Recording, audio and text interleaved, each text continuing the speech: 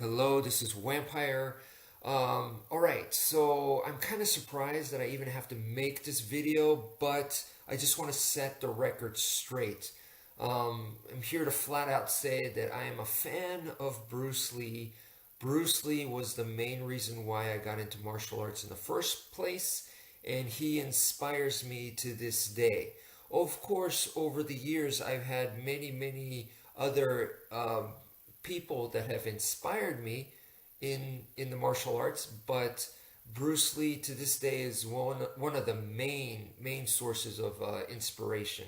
When I first started martial arts, okay, my first the first school officially was a judo place, and this was in Japan.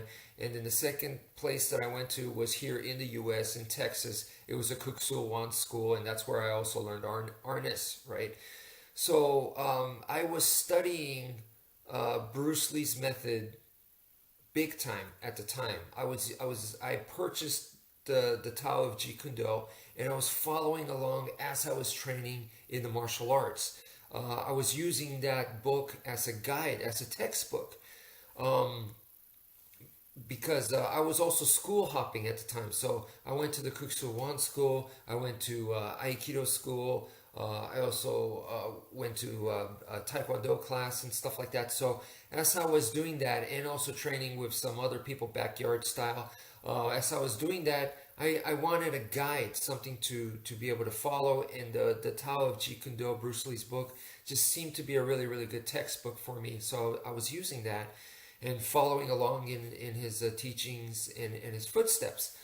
And then somewhere along the line, my viewpoint of Bruce Lee had changed. At the time, I was just, inspired by the guy. He was like a teacher that wasn't there, but he was a teacher for me, like through his work, from his book and stuff.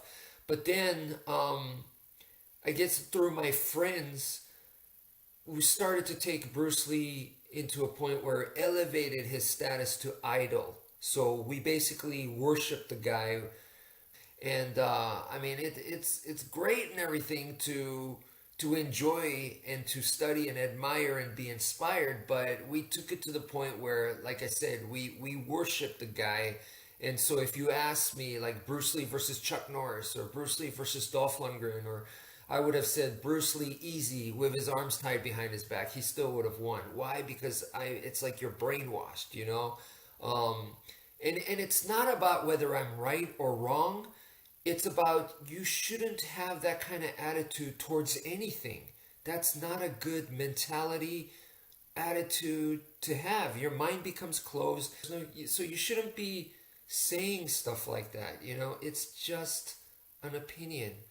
And I was treating it like it was gospel. And that was the problem. It's, once again, it's not about whether I'm right or wrong. It's about my attitude. And my attitude was very bad. You cannot elevate something and put it up on a pedestal like that. That just sets you up for a downfall.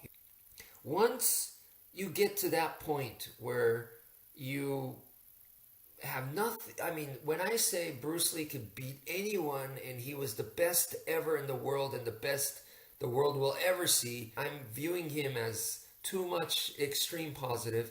So then all that's left is the negative. So once I've done years and years of just putting Bruce Lee on a pedestal, naturally, because I kept training in martial arts and I kept studying Bruce Lee and stuff like that, all that was left was the negative stuff. So then when I started to see the negative stuff, what it did was it brought Bruce Lee down, of course, because you're looking at the negative stuff. But what I found out was my viewpoint of Bruce Lee became realistic.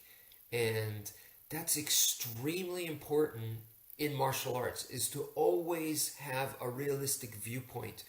It should be about seeking the truth. Now, there's a lot of people, sadly, that seek the truth and they're extremely rude about it. They're like, your stuff's BS. That's super rude. That's the wrong attitude, and that's the wrong direction to take to tackle the problem. But on the other side, you do want to be realistic. So when I started viewing the negative side about Bruce Lee, it brought him down. But then I noticed I was looking at him more looking at Bruce Lee more as an actual human being and not as this idol.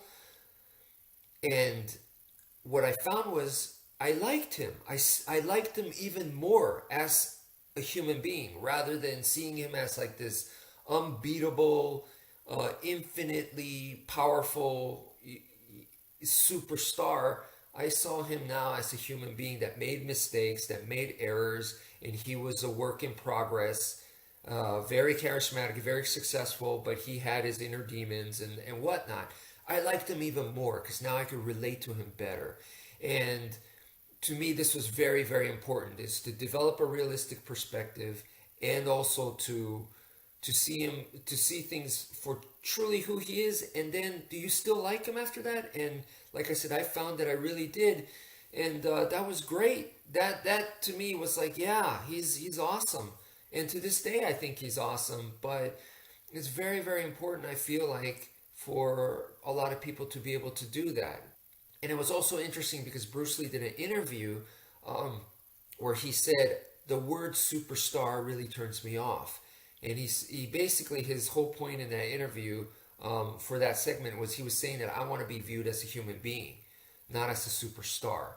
And because Bruce Lee was about pro human being, he wasn't trying to sell you something.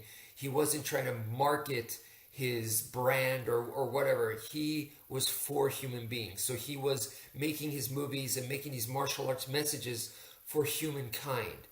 And I thought that was absolutely great.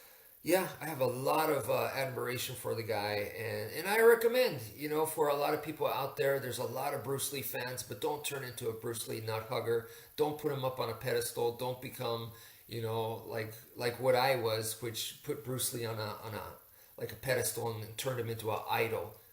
That's not a good place. So I mean, it's great to admire him and enjoy his work, and he has lots of fantastic, great messages. So please study his stuff, but then also, keep him as a human being. And I believe wherever he's at in heaven or wherever, he would want that, and his family would be happy if you did that for him. So anyway, that's it.